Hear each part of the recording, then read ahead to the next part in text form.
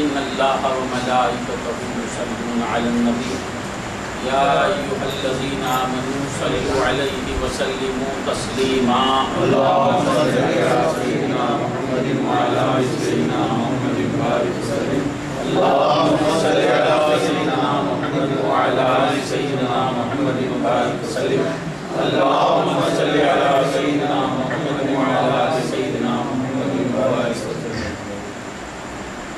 الحمد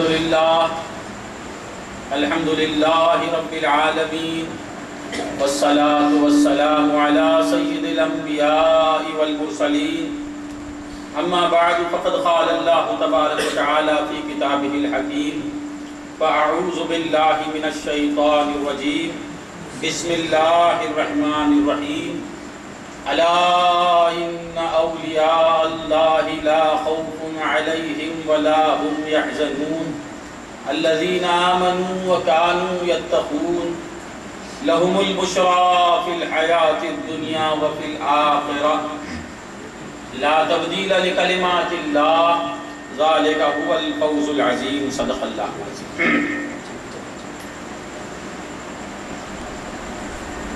معزز حاضرین، اللہ تبارک و تعالیٰ کا ہم پہ بے انتہا فضل و احسان ہے کہ اس نے ہمیں نبی کریم آقا نامدار باعث کون و مکان صاحب لولا کا لمحہ حضور النور صافی کوثر شافع محشر سیدنا محمد رسول اللہ صلی اللہ علیہ وسلم کی امت نے پیدا فرمایا اور امتی کہلانے کا فخر عظیم عطا فرمایا۔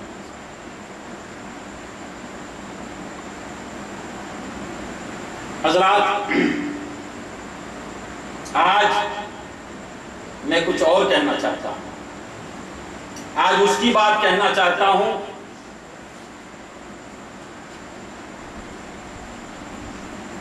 جس کے زیر احسان سارا ہندوستان ہے۔ ہندوستان میں اسلام جس کے صدقے میں پھیلا، آج مسجدیں جس سے آباد ہیں، مسجدیں جس سے آباد ہوئیں، اس کا تذکرہ کرنا چاہتا ہوں۔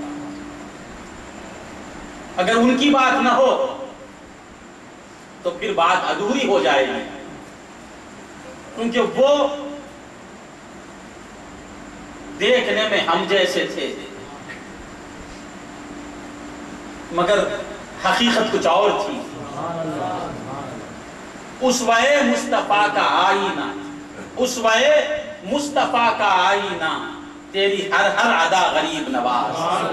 غریب نواز ولی تھے، کیا تھے؟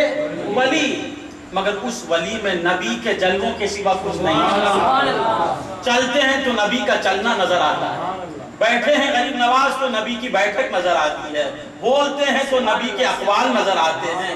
حال ان کا حال نہیں، نبی کا حال تھا، جلوہ ان کا جلوہ نہیں، نبی کا جلوہ تھا۔ تیری ہر ادا غریب نواز، تم اسوہ مصطفیٰ کا آئینہ، تیری ہر ادا غریب نواز۔ تو بندگان خدا، آج سرکار غریب نواز کی بات کے سوا دوسری بات نہیں چلی۔ سب سے پہلے یہ مہینہ، یہ کس کا مہینہ ہے؟ اس مہینے کا نام کیا ہے؟ رجب المرجب۔ رجب، جو ہی یہ مہینہ آیا، اس مہینے کی ابتدا ہی سے خواجہ کی یاد شروع ہو گئی۔ کس کی یاد شروع ہوئی؟ خواجہ کی یاد۔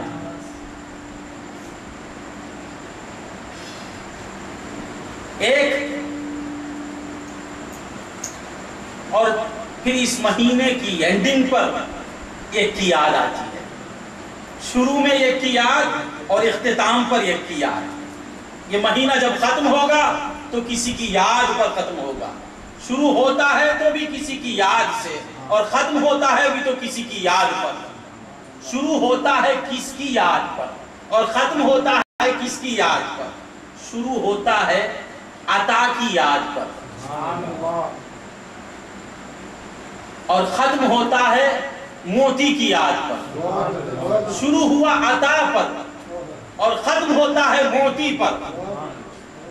شروع ہوتا ہے دین پر، کسی کی دین پر، اور ختم ہوتا ہے دینے والے پر۔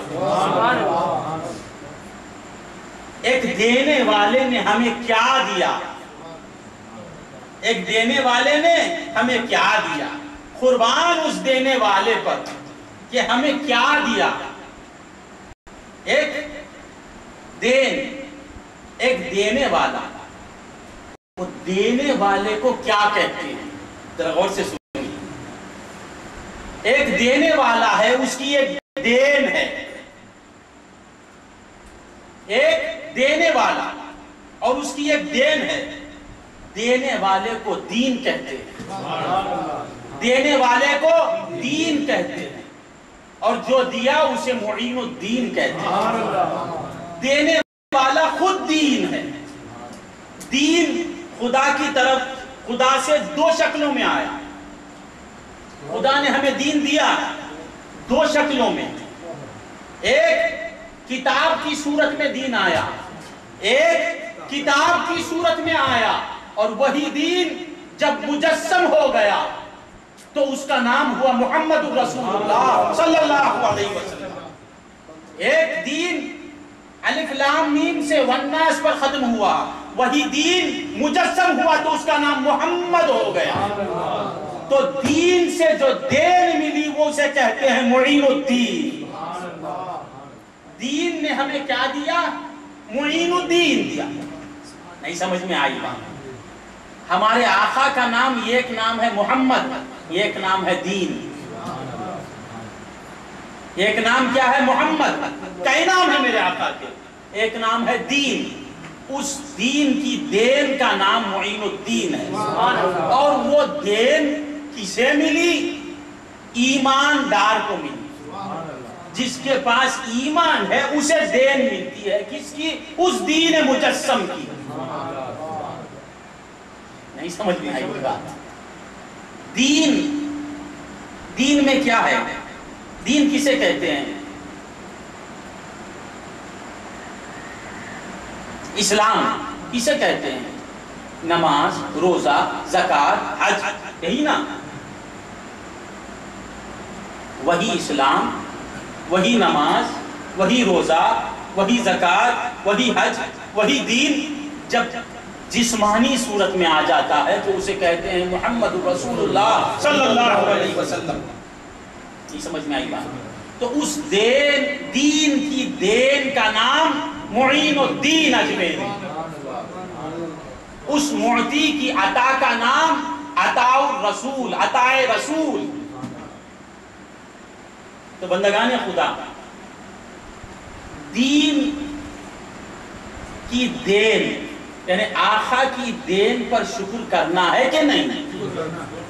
سرکار نے فرمایا من لم یشکر الناس لم یشکر اللہ، جس نے لوگوں کا شکر ادا نہیں کیا اس نے خدا کا بھی شکر ادا نہیں کیا۔ تو سب سے بڑی دین کا نام کیا ہے؟ معین الدین۔ سب سے بڑی نعمت کا نام کیا ہے؟ معین الدین۔ سوتا ہے کیا سمجھا نہیں؟ تو اس دین کا شکر ادا کرنا یہ کس کا حکم ہے؟ سرکار دو عالم صلی اللہ علیہ وسلم کا۔ تو چھٹی شریف میں کیا ہوتا ہے؟ اس نعمت کا اظہار ہوتا ہے، اس نعمت کا اظہار ہوتا ہے۔ مولا تعالیٰ فرماتے ہیں وَأَمَّا بِنِعْمَةِ رَبِّكَ فَحَدِّثْ، جو بھی تم پر نعمت ہوئی ہے اس کا اظہار کرو، تحدیث نعمت کرو۔ تو بندگان خدا، سب سے بڑی نعمت کیا ہے اللہ کی؟ اولیاء اللہ۔ سب سے بڑی نعمت، سب سے بڑی نعمت اللہ کے دوست۔